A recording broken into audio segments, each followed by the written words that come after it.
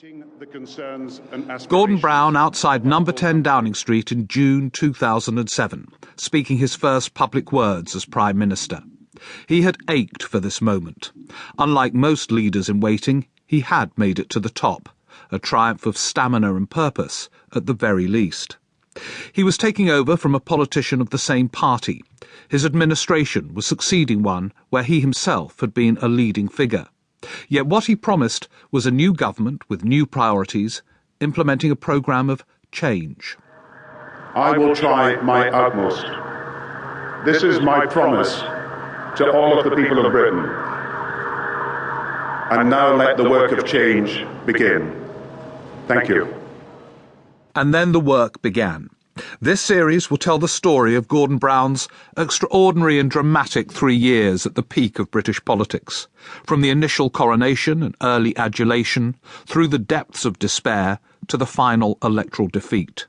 To explore this period, I've interviewed key figures behind the scenes in Brown's number 10 who have never spoken in public before about what happened, and many former cabinet ministers who also talk candidly for the first time. His early strategy is explained by one of his closest advisers for many years, Spencer Livermore. It was very clear how we wanted to position Gordon from the outset, and it was, I believe, a positioning that could have been durable and most certainly would have won him an early election. We'd reached a point of the Blair government where the public had slightly fallen out of love with Tony Blair, but essentially were still in a new Labour position. They wanted to focus on health, education, investment in the public services.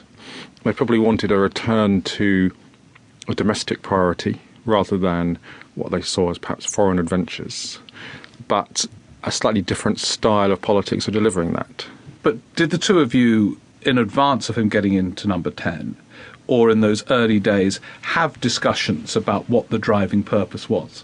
The discussions at that time focused much more on communications and positioning, and that may in itself, looking back, be reflective of the fact that there was less of an agenda to discuss, and that ultimately may say a lot about why, when that positioning collapsed after the election wasn't held in the autumn, that there was much less then to fall back on.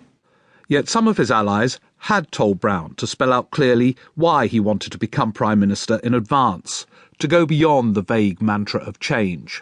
One of them was his most trusted confidant, Ed Balls. In those months before becoming leader, I think he was sort of, in some ways, more concerned...